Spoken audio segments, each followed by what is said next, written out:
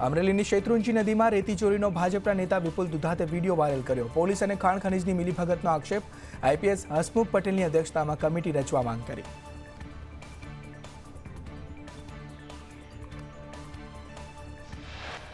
ખેડૂતોને 8ને બદલે 10 કલાક વીજળી અપાશે. કેબિનેટ બેઠકમાં ભૂપેન્દ્ર પટેલ સરકારે નિર્ણય લીધો. સૌરાષ્ટ્રમાં 11 જિલ્લામાં 10 કલાક વીજળી અપાશે.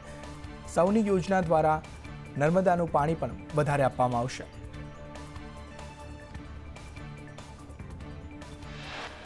વલસાડના ધરમપુરમાં ખાતર માટે આશરે 1 કિલોમીટર જેટલી લાંબી કતાર લાગી. ખાતરની અછત વચ્ચે ખેડૂતો વહેલી સવારથી લાઇનમાં ઊભા રહેવા મજબૂર.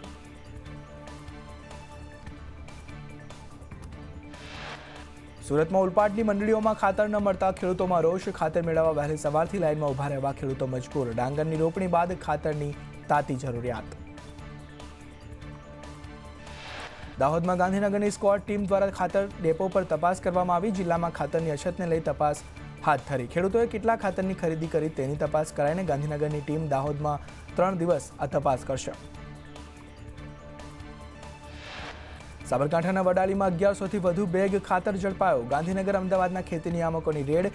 રજીસ્ટ્રેશન ન હોય તેવા ગોડાઉનમાંથી આ ખાતર ઝડપાયું. ખાતર ઝડપાતા લાયસન્સ રદ કરવામાં આવ્યું છે.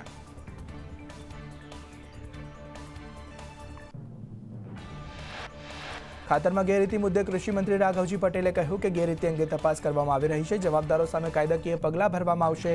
ગેરરીતિ કરતી એજન્સીઓના લાયસન્સ સસ્પેન્ડ કરવામાં આવશે.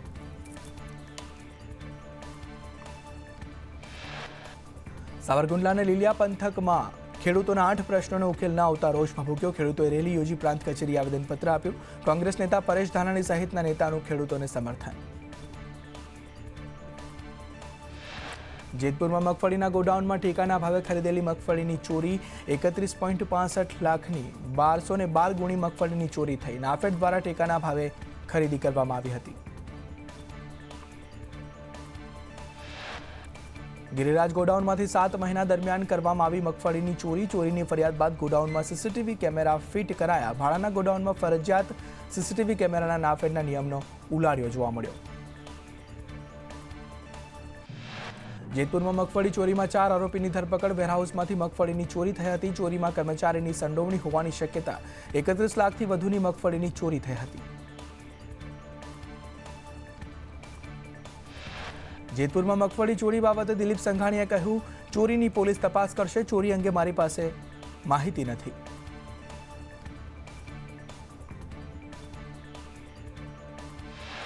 મગફળી ચોરી અંગે નાફેડ અધ્યક્ષ જેઠા આહિરે કહ્યું કે ચોરી માટે સેન્ટ્રલ વેરહાઉસ જવાબદાર છે. ચોરીની ભરપાઈ સેન્ટ્રલ વેરહાઉસ કરશે. જવાબદારોને સજા મળશે. મગફળીની ચોરી મુદ્દે કૃષિમંત્રીએ હાથ ખંખેર્યા. રાઘવજી પટેલે નાફેડ અને કેન્દ્ર સરકાર પર જવાબદારી ઢોળી દીધી. કૃષિમંત્રીએ કહ્યું કે ટેકાના ભાવે ખરીદીની જવાબદારી કેન્દ્ર સરકારની છે. જેતપુરમાં મગફળી ગોડાઉનમાં ચોરી મુદ્દે ભાજપ પ્રવક્તા હિતેન્દ્ર પટેલે કહ્યું કે ટેકાના ભાવે ખરીદી બાદ જવાબદારી નાફેડની રહે છે. ડિસેમ્બરના મગફળીના જથ્થામાં અનિયમિતતા દેખાય છે.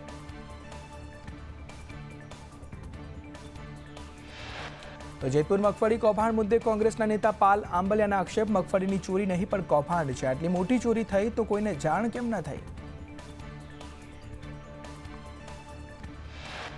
કોંગ્રેસ પ્રવક્તા મનહર પટેલે કહ્યું કે ભાજપના રાજમાં ખેડૂતો હેરાન થાય છે. ખેડૂતોને ખાતર પૂરું પાડવામાં કૃષિમંત્રી નિષ્ફળ છે. ખાતર વિતરણ વ્યવસ્થામાં તંત્ર નિષ્ફળ છે અને ભાજપ સરકારના સૌથી નિષ્ફળ કૃષિમંત્રી.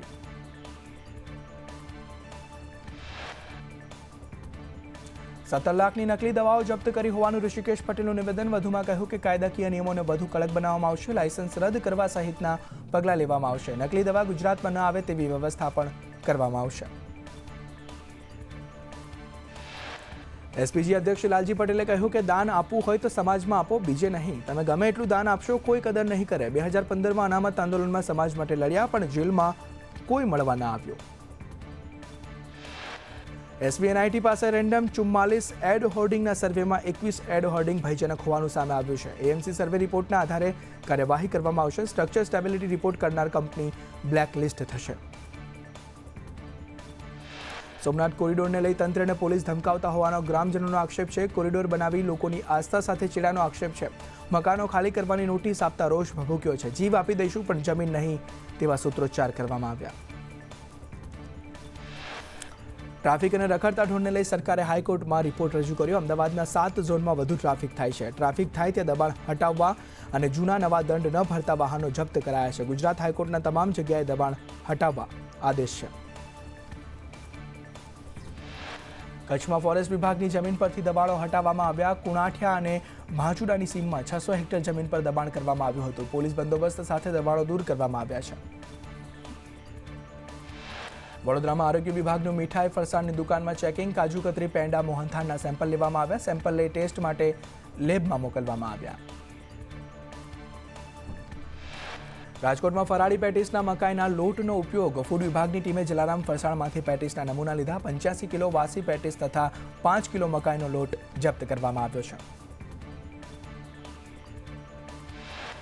જામનગરમાં મીઠાઈ ફરસાણ વિક્રેતાના ત્યાં દરોડા. ફરસાણની દુકાનમાંથી પેડા, બરફી, જામુના ફૂડ વિભાગે સેમ્પલ લીધા છે. સેમ્પલ પરીક્ષણ માટે વડોદરા લેબમાં મોકલવામાં આવ્યા છે. સુરતના ઉધનામાં મેગી એવરેસ્ટ મસાલાના સેમ્પલ ફેલ થયા છે. મેગી અને એવરેસ્ટ મસાલા બનાવનાર સામે કાર્યવાહી. સેમ્પલ ફેલ થતાં પાલિકાએ કોર્ટમાં કેસ દાખલ કર્યો. પાદરા બ્રિજ પરથી ઉતારેલું ટેન્કર રિપેર કરી માલિકને સોંપાતા ભાવ વિભોર. માલિકે સરકાર, તંત્ર અને કંપનીનો આભાર માન્યો.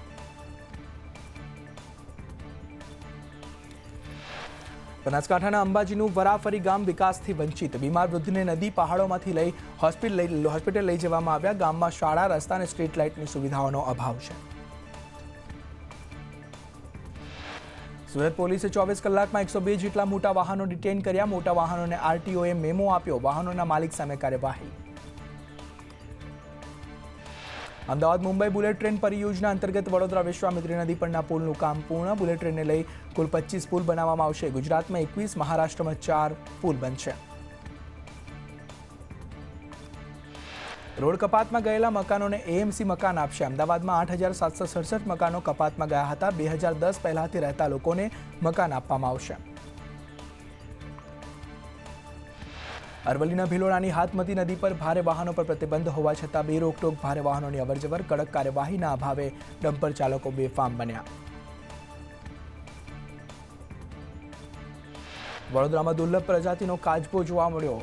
અલ્બિનો જાતિનો ફ્લેપશેલ ટર્ટલ જોવા મળ્યો. ચીખોદરા ગામ પાસે તળાવમાં કાચબો જોવા મળ્યો. વન વિભાગે પીળા રંગના કાચબાને રેસ્ક્યુ કર્યો છે.